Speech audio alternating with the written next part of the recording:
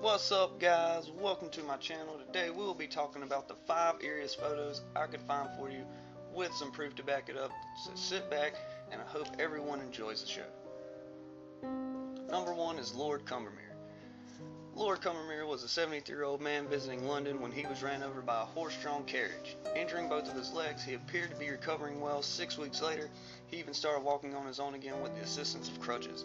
But on December 1st, 1891, a blood clot formed in his heart and the old man passed away suddenly. His funeral was held on Saturday, December 5th at St. Margaret's in the town of Wimberry. His coffin arrived from London by an early train and was received by his son Robert, who was now the next Lord Combermere in the family.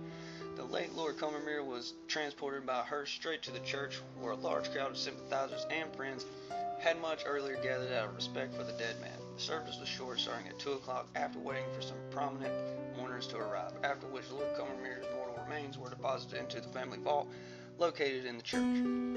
On the same day, a woman named Godard set up a long exposure camera to take a picture of the library of Combermere Abbey.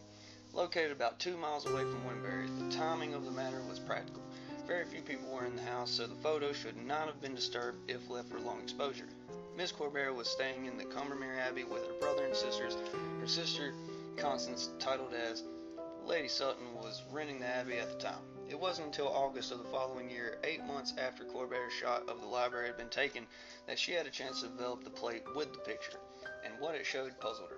Miss Godard showed the image to her sister, Miss Alice Wiley, who was so convinced that it looked like the deceased second Lord Combermere that Miss Godard felt the need to check her diary notes regarding the shot, which confirmed she had taken it on the same day as the funeral, December 5th, 1891.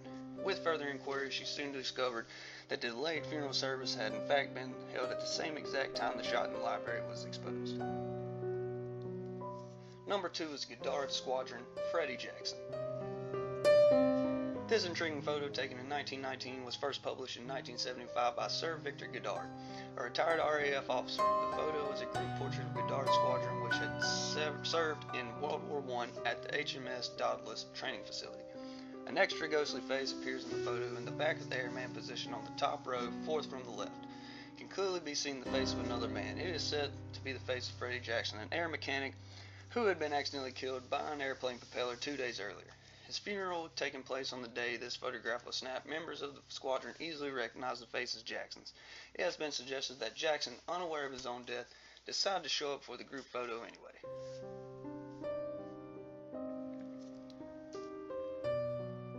Number 3 is Newby Church Spectre. The spectre of Newby Church is the name given to an artifact found on a photograph taken in the Church of Christ the Consoler, on the grounds of Newby Hall in North Yorkshire, United Kingdom. The image was taken in 1963 by Reverend K.F. Lord. As the artifact appears to resemble a human, much speculation has been regarding what type of person might be in the image. Most speculation by believers had concluded that it resembles a 16th century monk with a white shroud over his face, possibly the mask of leprosy or another disfigurement. Others contend that it is an accomplice in a costume. Initial claims suggest that the figure would measure at 9 feet tall, but its feet are not visible, and it could easily be standing on a box, giving the impression of height.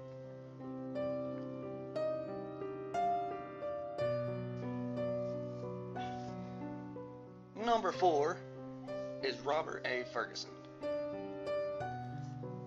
The background on this story of Robert A. Ferguson was attending a spiritualist convention in Los Angeles, California. Back in 1968, one of the attendees decided that they would take a photograph of him when he looked at the photograph. Afterward, he got a big surprise. There was an image in the photograph that was familiar to him. It was his big brother. There's only one problem. Robert A. Ferguson's brother had passed away during World War II. Because of Robert A. Ferguson was interested in spiritualists in general, it may be that he was a sensitive blank. His brother may have been as well sensitive to him. It may be that this is what happened in the case of Robert A. Ferguson. Some people might question the authenticity of the photograph taken at the spiritualist convention, but it was a Polaroid. There is no way of any kind of Photoshop could have been done to that picture.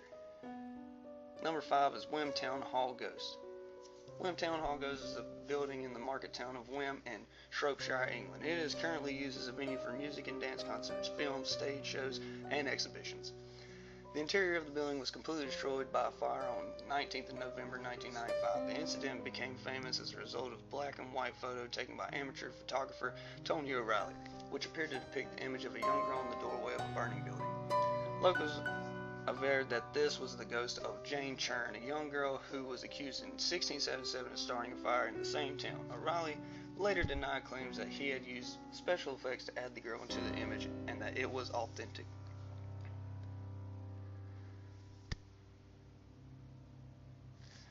Thank you again, everybody, for watching my video. If you like it, give it a thumbs up and subscribe. I'm going to throw more videos out there. This is my first video, so I'm going to try my best.